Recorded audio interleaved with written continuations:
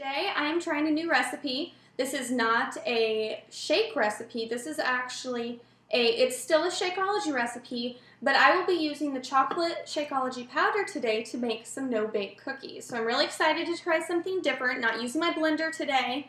You don't have to use the oven. Very, very simple recipe. Just a few easy ingredients. We have 1 cup of the powder, the chocolate Shakeology powder. This is about 3 scoops if you have the 30-day supply or the bag. It's about 3 of these. Makes up 1 cup. We are going to use 1 cup of natural or reduced fat peanut butter. Sorry again that my labels and everything look backwards to you guys. We're going to use 1/3 cup of honey. And then we're going to use 1 cup of the quick oats. And then something a little extra and fun that's optional, you don't have to do this. I'm going to roll these no-bake cookies in a combination of some more quick oats and some ground cinnamon. I'm going to first add my 1 cup of peanut butter. This is the fun part, watch this. Woohoo! Easy, huh? 1/3 a cup of honey. Here we go again. Add the honey to the peanut butter. That's pretty much it for the sticky ingredients. I'm going to add my 1 cup of quick oats. Actually, first, let's go ahead and get the powder in there. The chocolate Shakeology powder. 1 cup, and then we'll add 1 cup of our quick oats. Here we go. Add that, and now the fun, messy part is mixing it all together. I already washed my hands. That's, of course, like the first thing that you should do. Then you remove any jewelry that you may have in your hand. And then you get down and dirty mixing all of this together. So I'm going to mix this, and I'll be right back. Okay, I just got done mixing all of the ingredients together with my hands in this bowl. And you can see that it is all mixed together. It is messy, I will warn you. I already washed my hands because they were pretty covered.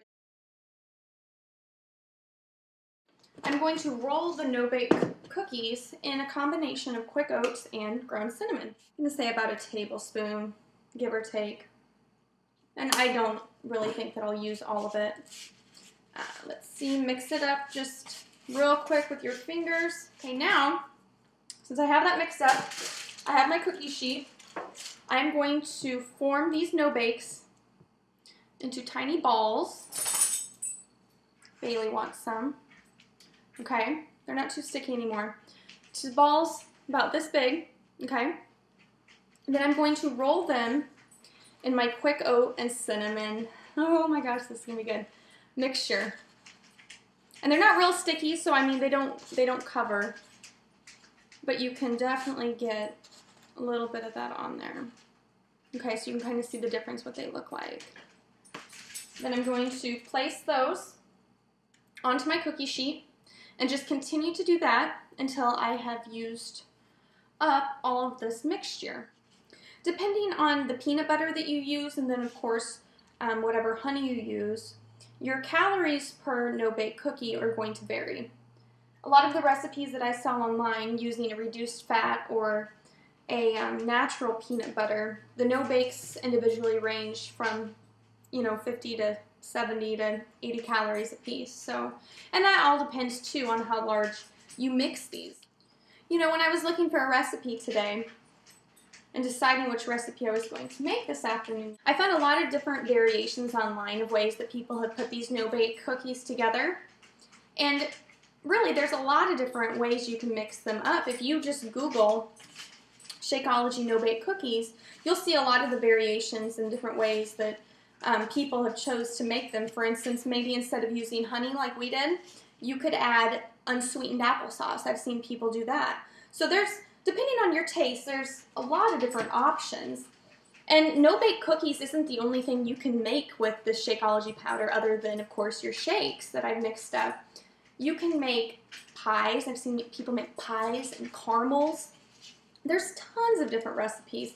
I actually even saw someone use the powder to make a donut recipe, homemade donuts. Now, of course, when you bake the powder, it's not as effective and it's not as nutritional if you were to just drink it or eat it at a regular temperature. But there's a lot of different ways, more or less, that you can use this powder. I would personally say almost any way that you would use a cocoa powder. So if you're a creative cook and you like experimenting with recipes, I would highly suggest getting yourself some chocolate Shakeology. I got these mixed up. You can see I'll tip it. I don't want them to fall though. This made about 16 no-bake cookies.